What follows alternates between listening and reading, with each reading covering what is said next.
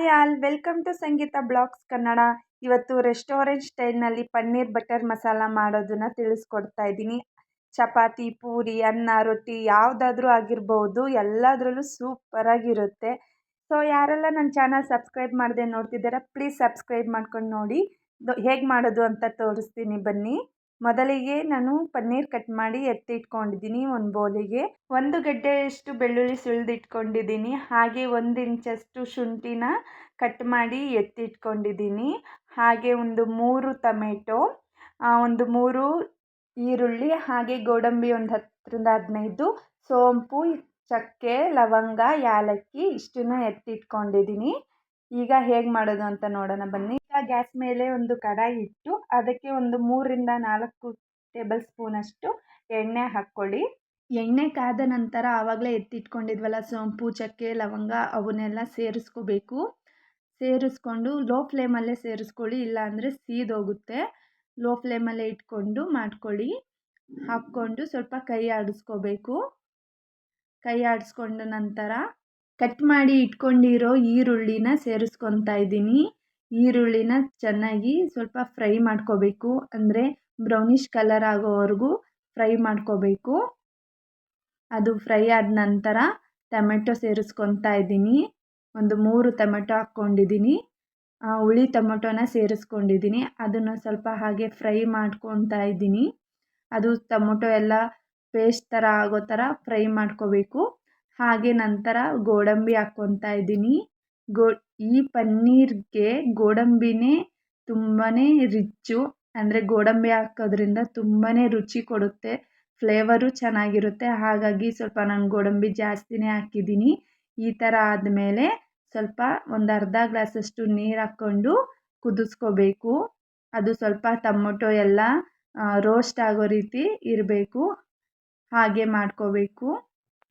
ನಾನು ಆವಾಗಲೇ ಬೆಳ್ಳುಳ್ಳಿ ಮತ್ತು ಶುಂಠಿನ ಆ್ಯಡ್ ಮಾಡ್ಕೊಂಡಿರಲಿಲ್ಲ, ಹಾಗಾಗಿ ಈಗ ಆ್ಯಡ್ ಮಾಡ್ಕೊತಾ ಇದ್ದೀನಿ.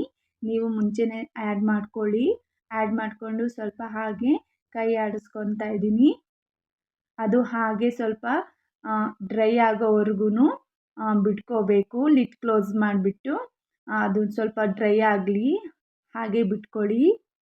ಟೊಮೊಟೊ ಎಲ್ಲ ಬೇಯ್ತಿದೆ, ಹಾಗಾಗಿ ಈಗ ರುಬ್ಕೊಳ್ಳೋಕ್ಕೆ ಅಂತೇಳಿ ಒಂದು ಮಿಕ್ಸಿ ಜಾರ್ ಇಟ್ಕೊಂಡಿದ್ದೀನಿ. ಅದಕ್ಕೆ ಒಂದು 4ರಿಂದ 5 ಟ್ಯೂಬ್ಸಷ್ಟು ಪನ್ನೀರ್ ಹಾಕ್ಕೊತಾ ಇದ್ದೀನಿ. ಹಾಗೆ ಮೊಸರು ಹಾಕ್ಕೊತಾ ಇದ್ದೀನಿ. ಗಟ್ಟಿ ಮೊಸರು, ಹುಳಿ ಇರಬಾರ್ದು, ಫ್ರೆಶ್ ಆಗಿರಬೇಕು.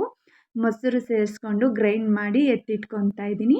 ಹಾಗೆ ಈಗ ಟೊಮೆಟೊ ಎಲ್ಲ ಕುಕ್ಕಾಗಿತ್ತು, ಹಾಗಾಗಿ ಈಗ ಮಿಕ್ಸಿ ಜಾರಿಗೆ ಹಾಕ್ಕೊಂಡು ಗ್ರೈಂಡ್ ಮಾಡ್ಕೊತಾ ಇದ್ದೀನಿ. ಸ್ವಲ್ಪ ತಣ್ಣಗಾಗಬೇಕು. ನಾನು ಸ್ವಲ್ಪ ಮೀಡಿಯಮ್ ಆಗಿದ್ದಾಗಲೇ ಹಾಕ್ಕೊಂಡು ಗ್ರೈಂಡ್ ಮಾಡ್ಕೊತಾ ಇದ್ದೀನಿ. ನೋಡಿ, ಈ ಥರ ಇರಬೇಕು, ತುಂಬಾ ನುಣ್ಣಗೆ ರುಬ್ಕೋಬೇಕು. ಈಗ ಪನ್ನೀರು ತಿಂದರೆ ಸ್ವಲ್ಪ ರಫ್ ಆಗಿರುತ್ತಲ್ವ, ಹಾಗಾಗಿ ಈ ಟ್ರಿಕ್ನ ಯೂಸ್ ಮಾಡಿ. ಪನ್ನೀರ್ಗೆ ಸ್ವಲ್ಪ ಬಿಸಿನೀರು ಹಾಕ್ಕೊಂಡು ಒಂದು 10 ನಿಮಿಷ ಬಿಟ್ಬಿಡಿ, ಅದು ತುಂಬಾ ಸಾಫ್ಟಾಗಿ ಬರುತ್ತೆ. ನಾನು ಯಾವಾಗಲೂ ಹೀಗೆ ಮಾಡೋದು, ನೀವು ಮಿಸ್ ಮಾಡದೆ ಮಾಡಿ. ಹಾಗೆ ಈಗ ಕಡಾಯಿಗೆ ಬೆಣ್ಣೆ ಹಾಕ್ಕೊತಾ ಇದ್ದೀನಿ. ಬೆಣ್ಣೆ ಸ್ವಲ್ಪ ಕರಗೋವರೆಗೂ ಬಿಟ್ಟು, ಹಾಗೆ ಅದಕ್ಕೆ 2 ಟೇಬಲ್ ಸ್ಪೂನಷ್ಟು ತುಪ್ಪನೂ ಸೇರಿಸ್ಕೊತಾ ಇದ್ದೀನಿ. ಮನೇಲೇ ಮಾಡಿರೋ ಅಂಥ ತುಪ್ಪ ಸೇರಿಸ್ಕೊತಾ ಇದ್ದೀನಿ. ತುಪ್ಪ ಬೆಣ್ಣೆ 2 ಹಾಕೋದ್ರಿಂದ ಇನ್ನೂ ತುಂಬಾ ರುಚಿಯಾಗೂ ಇರುತ್ತೆ, ತುಂಬ ಟೇಸ್ಟಿಯಾಗಿ ಇರುತ್ತೆ. ಹಾಗಾಗಿ ತುಪ್ಪನ ಸೇರಿಸ್ಕೊತಾ ಇದ್ದೀನಿ.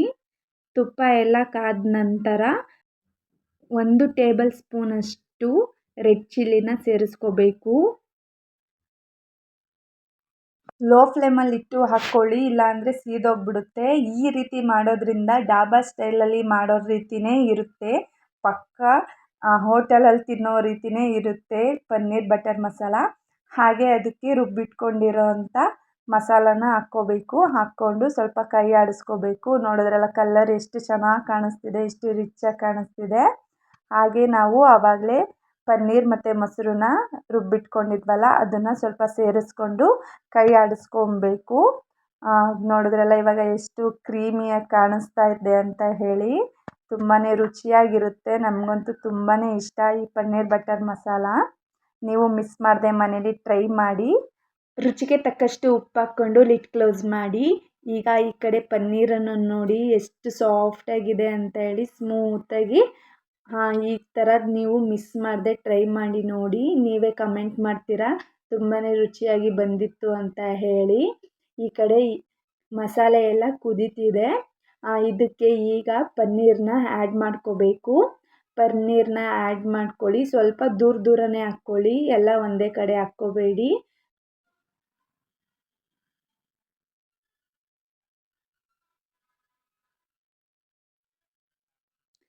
ಪನ್ನೀರೆಲ್ಲ ಸೇರಿಸ್ಕೊಂಡಿದ ನಂತರ ಸ್ವಲ್ಪ ಕೈ ಆಡಿಸ್ಕೊಳ್ಳಿ.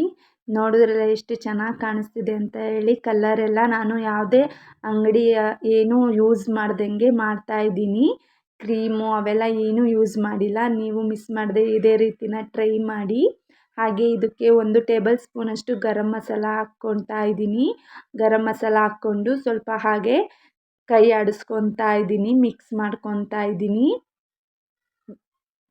ಗರಂ ಮಸಾಲ ಎಲ್ಲ ಮಿಕ್ಸ್ ಮಾಡ್ಕೊಂಡ ನಂತರ ಸ್ವಲ್ಪ ಕಸ್ತೂರಿ ಮೇಥಿನ ಹಾಕ್ಕೊತಾ ಇದ್ದೀನಿ. ಕಸ್ತೂರಿ ಮೇಥಿ ಹಾಕೋದ್ರಿಂದ ಸ್ವಲ್ಪ ಟೇಸ್ಟು ಬೇರೆ ಥರನೇ ಇರುತ್ತೆ, ಹಾಗಾಗಿ ತುಂಬಾ ರುಚಿಯಾಗೂ ಇರುತ್ತೆ.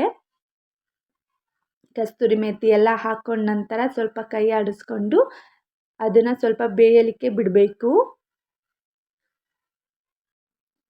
ಹಾಗೆ ಸ್ವಲ್ಪ ರೆಡ್ ಚಿಲ್ಲಿ ಪೌಡ್ರನ್ನು ಹಾಕ್ಕೊತಾ ಇದ್ದೀನಿ. 1 ಟೇಬಲ್ ಸ್ಪೂನಷ್ಟು ರೆಡ್ ಚಿಲ್ಲಿ ಪೌಡ್ರು. ಖಾರಕ್ಕೆ ನಾವು ಏನೂ ಹಾಕ್ಕೊಂಡಿಲ್ವಲ್ಲ, ಹಾಗಾಗಿ ರೆಡ್ ಚಿಲ್ಲಿ ಪೌಡ್ರನ್ನು ಸೇರಿಸ್ಕೊತಾ ಇದ್ದೀನಿ.